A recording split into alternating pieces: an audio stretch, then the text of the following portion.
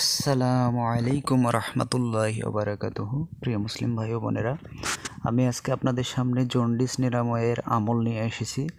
সেটা হচ্ছে যে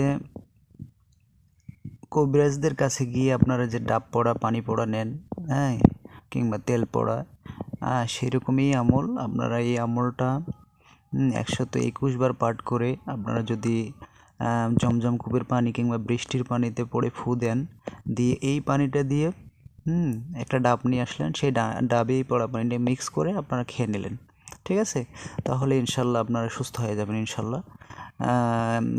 হয়তো বা কবিরাজ বা রাকি বা মুদাব্বির হয়তো আপনাদেরকে এই আমলগুলো দেয় না, আমি দিলাম।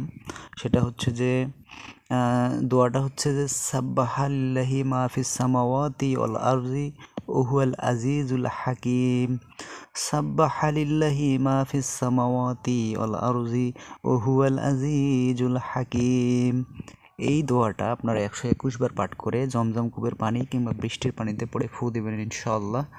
আর এই পানিটার সাথে মিক্স করে আপনারা 7 দিন 7টা ডাব নিয়ে আসবেন। 7টা ডাবে 1 চামচ পরিমাণ এই পড়া পানিটা দেবেন, দিয়ে আপনারা ওই ডাবটা খেয়ে ফেলবেন। প্রতিদিন 7 দিন 7টা ডাব খাবেন ইনশাল্লাহ।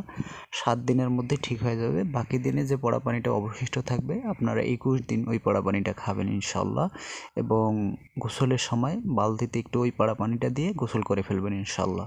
তাহলে ইনশাল্লাহ আপনাদের জন্ডিস ঠিক হয়ে যাবে ইনশাআল্লাহ। আমার তৌফিক ইল্লা বিল্লাহ। অত্যন্ত কার্যকরী আমল। এই আমলটাই কবিরাজরা দিয়ে থাকে, হয়তোবা তারা বলে না, কিন্তু আজকে আমি আপনাদেরকে বললাম। আপনারা বাড়িতে নিজেই এই আমলটা করে যদি খেতে পারেন ইনশাআল্লাহ সুস্থ হয়ে যাবেন ইনশাআল্লাহ।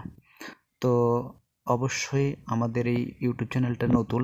আপনাদের যদি এই আমলগুলো ভালো লেগে থাকে তাহলে অবশ্যই আমাদেরকে সাবস্ক্রাইব করবেন, কমেন্ট করবেন, লাইক করবেন, তাহলে আমাদেরকে অনেক ভালো লাগবে। আর আমাদের পাশে থাকবেন ইনশাআল্লাহ, দোয়া করবেন।